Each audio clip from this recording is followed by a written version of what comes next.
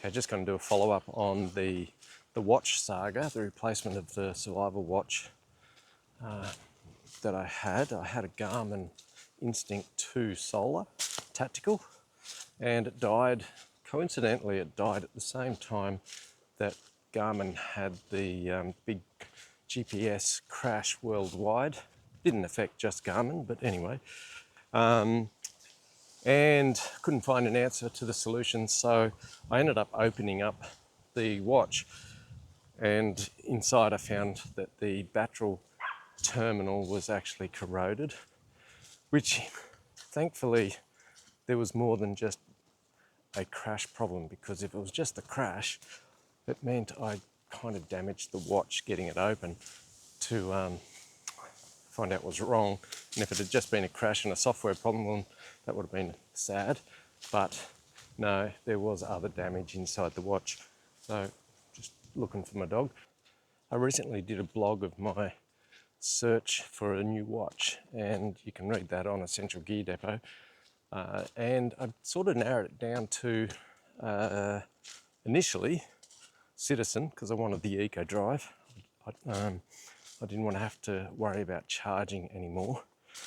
And then it occurred to me that they don't have any real watches that have alarms that have vibrate only, and that was a deal breaker. So I then started looking at Casio, and they too, although they're super high tech, you know, super digital, all that sort of stuff, very few in the reasonable price range have vibrate only for alarms. And I really wanted that, not only for morning wake-up calls without waking up the wife, but you know, it's just nice to have a bit more of a tactical feature like that. There's that dog. So I ended up going back to Garmin. I said I wouldn't, but for value and a whole bunch of other reasons, I've gone back to Garmin.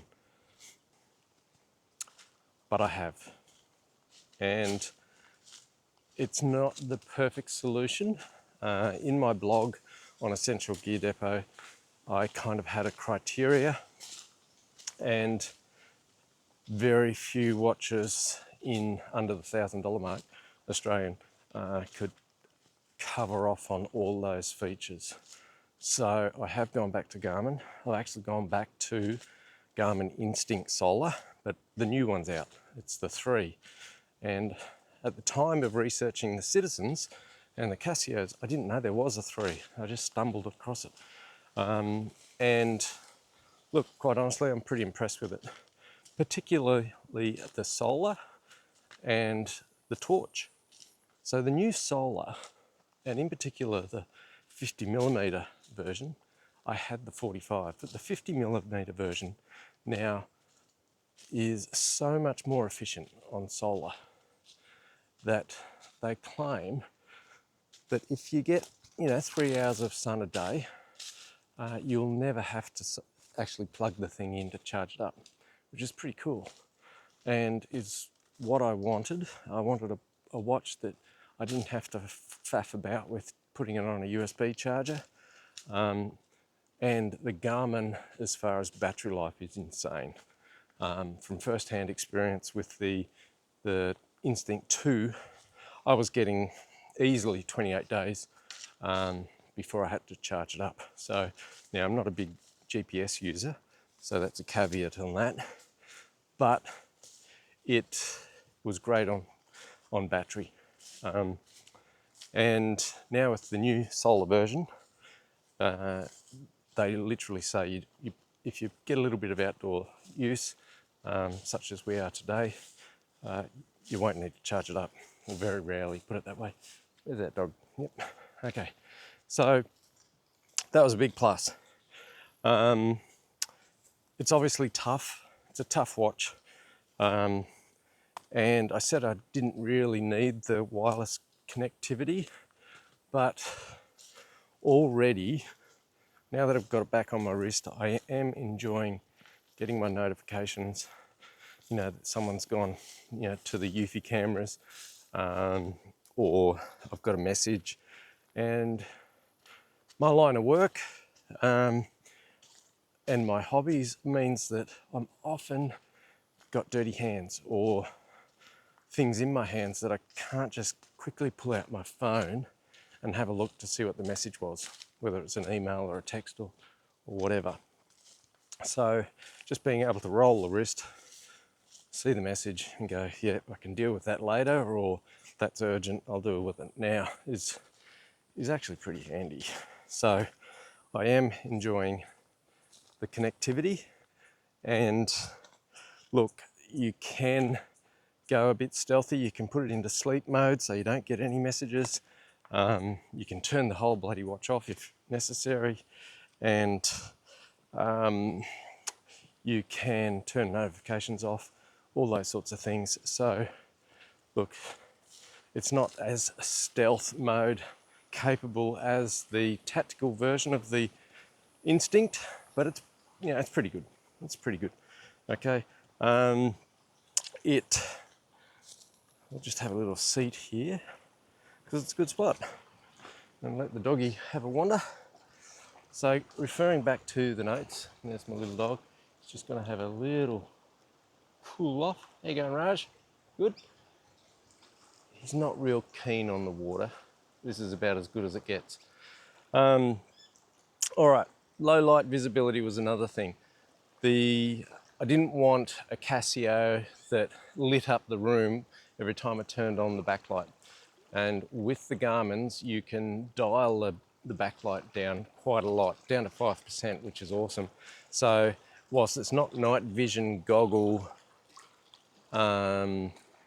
perfect, it's good for everyday sort of low light emissions and signature in that sense. So I wanted one that was fairly dark theme, so no silver bands, that sort of thing. I mean, it does have a little bit of red anodized look to it, and I like it. It breaks things up, it gives it a bit of something to look at, it makes it distinct. And look, if you had to really go tactical, a black Sharpie will sort that out real fast. So, you know, so what? And getting back to the light signature, a lot of watches, you know, if you bump a button, the backlight comes on and gives your position away, that sort of thing.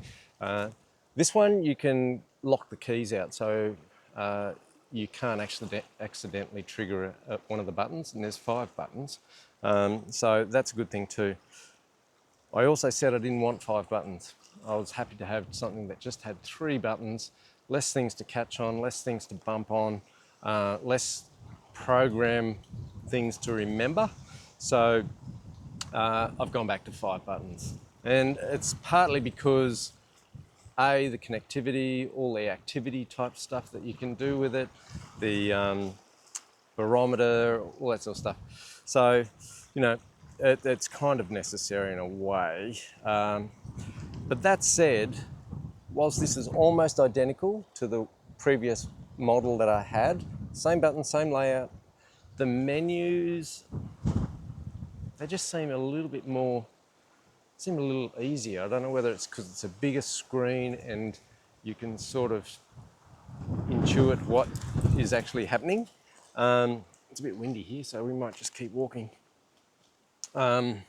So, yeah, getting back to the menus, yeah, it's definitely easier on the Solar 3 or the Instinct 3 than it was on the 2.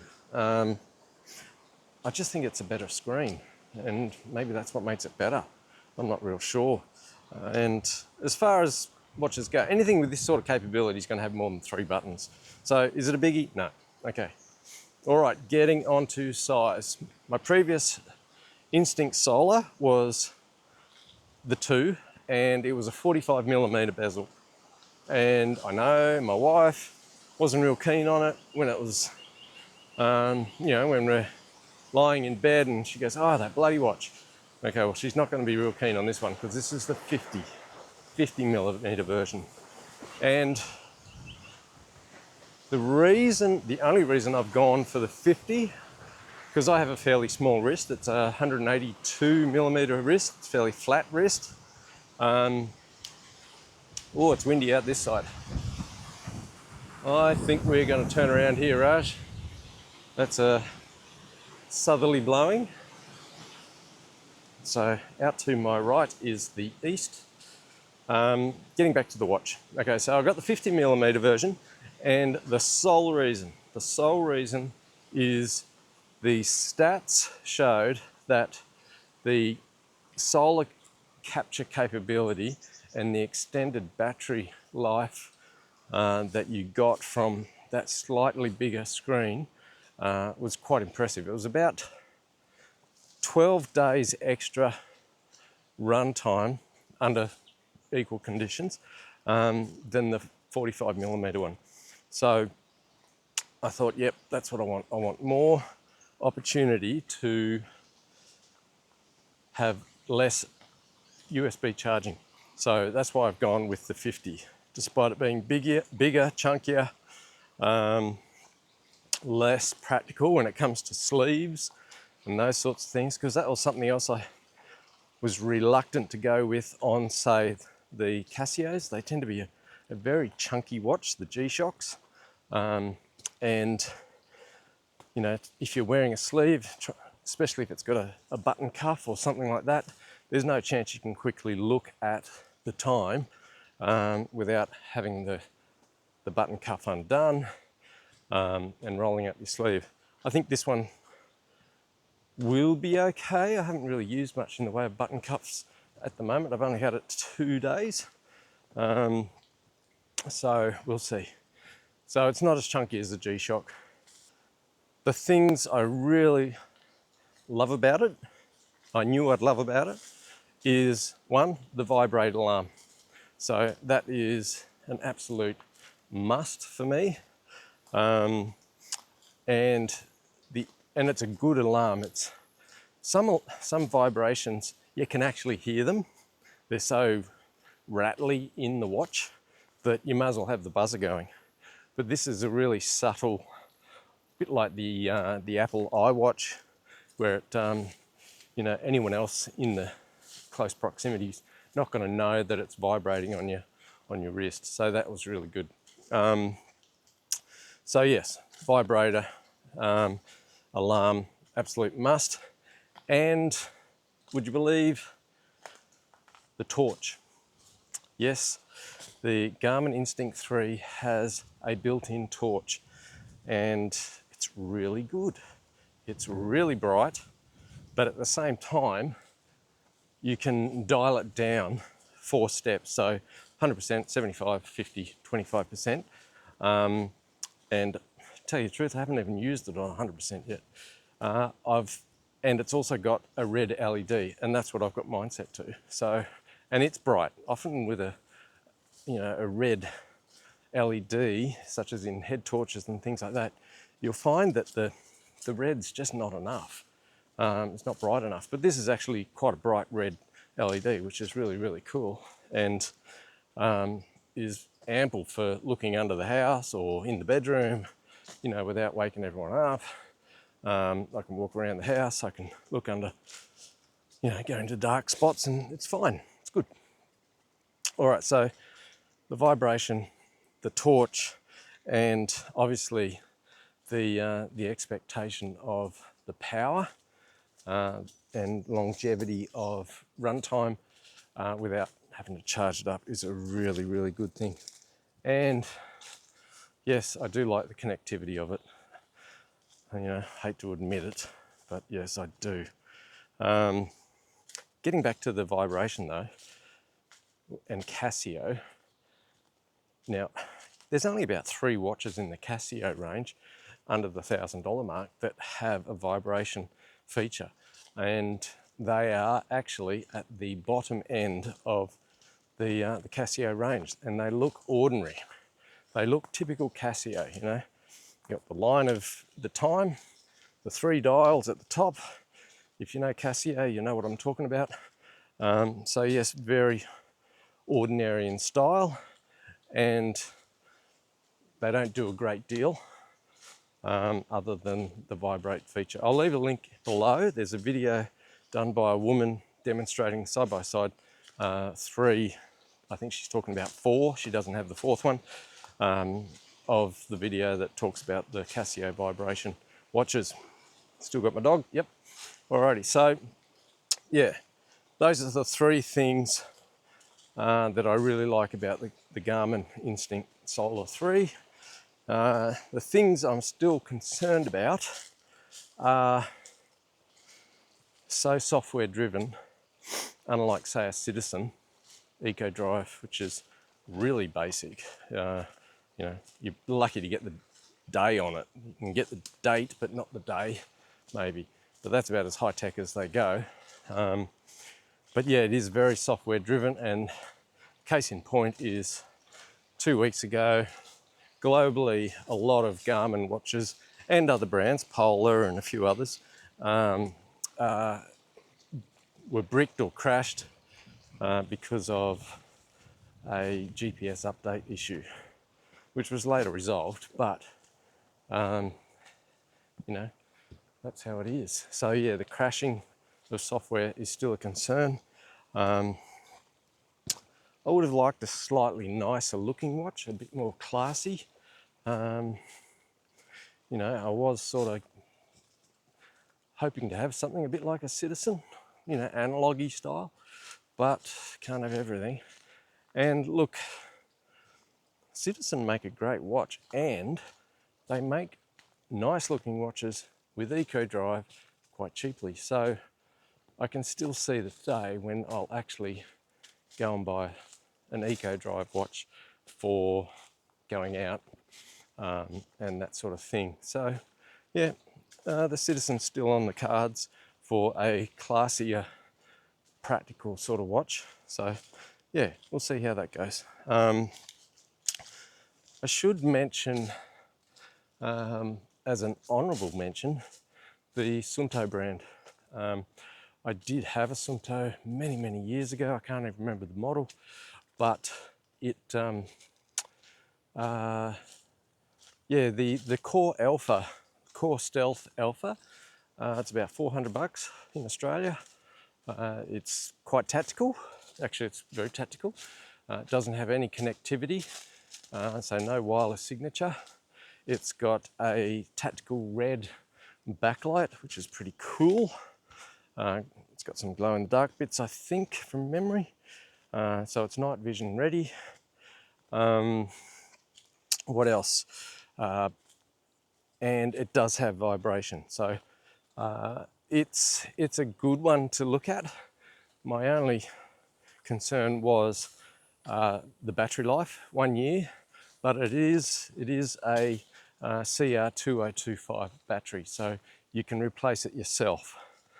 But with that, you then need to consider the water egress problem, because I remember with my Suunto, it had the user replaceable battery as well, but I do remember there's this really thin O-ring, and I know I replaced it once, and it was always a questionable point for getting water into it. So yeah, great watch, but if they made a solar one, that would be awesome. Yeah, and it kind of looks pretty cool. Yep. Come on, Raj. He hasn't been getting out much lately, that little doggy, so he's enjoying it. All in all, I'm happy with my Garmin Instinct 3 Solar 50mm bezel watch. Mind you, I've only had it 3 days, 3 days, and time will tell, excuse the pun. And my wife hasn't seen it yet either, so it's yet to get her okay or disapproval, probably the latter. But yeah, look, each to their own on these. It's a minefield looking for a watch. I couldn't believe how much time I spent on it. I couldn't believe the difficulty in comparing apples with apples. given that a lot of the websites and models just don't really have a lot of data on what they do. And there's just so many codes, so many models, so many module numbers and things like that that you've got to contend with when comparing what you're going for. So it's really difficult. So by all means, look around, watch a lot of YouTubes and see if you can nut it out. I hope this has helped a little bit as far as narrowing down the features and the type of watch functions that you're after. I wish I had more time to research it. Look, it's a very personal thing. This may not be for you, but you might pick up a couple of gems and considerations when it comes to the features and functions that you really need from a watch. So thanks for watching this far. If you got anything out of it, give it a subscribe. I'll put a link in the top with regard to that Casio Vibration one, and any other links will be down in the description below. Thanks very much and talk to you soon. Cheers.